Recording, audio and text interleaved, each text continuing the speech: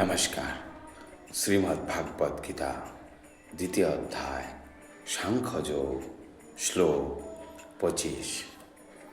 অব্যক্ত অয়ম অচিন্ত অয়ম অবিকার্য অয়ম উচ্যতে তস্মাৎ এবং বিদিত্তা এনম নঃ অনুষ্যচিত্তুম অর্হসি।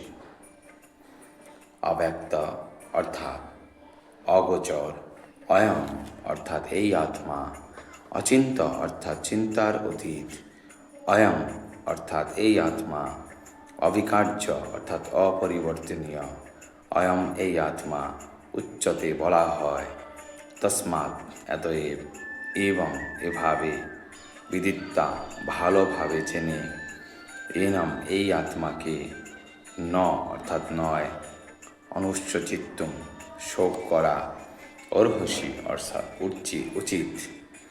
অনুবাদ: এই আত্মা অব্যক্ত, অচিন্ত ও অবিকারী বলে শাস্ত্রে উক্ত হয়েছে। অতএব এই সনাতন স্বরূপ সম্বন্ধে এই তত্ত্ব অবগত হয়ে দেহের জন্য তোমার শোক করা উচিত নয়। তাৎপর্য: পূর্বে বলা হয়েছে, জড়জাগতিক বিচারে আত্মার আয়তন এত সূক্ষ্ম যে সবচেয়ে শক্তিশালী অণুবীক্ষণ যন্ত্রের সাহায্যেও তাকে দেখা যায় না। তাই সে অগোচর। আত্মার অস্তিত্বকে পরীক্ষামূলকভাবে প্রমাণ করা যায় না। তার একমাত্র প্রমাণ হচ্ছে শ্রুতি প্রমাণ বা বৈদিক জ্ঞান। আত্মার অস্তিত্ব আমরা সব সময় অনুভব করতে পারি। আত্মার অস্তিত্ব সম্বন্ধে কারো মনেই কোনো সন্দেহ থাকা উচিত নয়।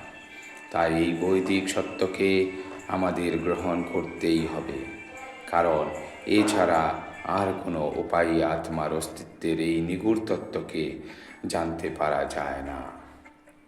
উচ্চতর কর্তৃপক্ষের উপর নির্ভর করেই কেবল আমাদের অনেক কিছুকে স্বীকার করতে হয়। মায়ের তত্ত্বের উপর ভিত্তি করে পাওয়া পিতৃপরিচয়কে কেউ অস্বীকার করতে পারে না। মায়ের প্রদত্ত তথ্য ছাড়া পিতাকে জানার আর কোনো উপায় নেই। তেমনি আত্মাকে বৈদিক জ্ঞান বা শ্রুতি প্রমাণ ছাড়া আর কোনো উপায়ে জানা সম্ভব নয়। পক্ষান্তরে বলা যায়, মানুষের ইন্দ্রিয়লব্ধ জড় জ্ঞানের দ্বারা কখনোই আত্মাকে উপলব্ধি করা যায় না। বেদে আত্মাকে চেতন বলা হয়েছে এবং আত্মার থেকেই সমস্ত চেতনের প্রকাশ হয়। এই সত্যকে আমাদের স্বীকার করতেই হবে। দেহের পরিবর্তন হলে আত্মার কোনো পরিবর্তন হয় না। চির অপরিবর্তনীয় আত্মা বিভু চৈতন্য পরমাত্মার পরমাণু সদৃশ অংশরূপেই বিদ্যমান থাকে। পরমাত্মা অসীম এবং আত্মা পরমাণু সদৃশ। তাই আত্মা অনুচৈতন্য হওয়ার ফলে কখনোই বিভু চৈতন্য বিশিষ্ট পরমাত্মা বা ভগবানের সমকক্ষ হতে পারে না। বেদে আত্মার অস্তিত্ব সম্বন্ধীয় ধারণাকে প্রতিপন্ন করার জন্য বিভিন্নভাবে এই বিষয়ের পুনরাবৃত্তি করা হয়েছে। আমাদের কোনো তত্ত্বকে নির্ভুলভাবে ও সম্যক রূপে বোঝাবার জন্য তার পুনরাবৃত্তি করার প্রয়োজন হয়। ধন্যবাদ।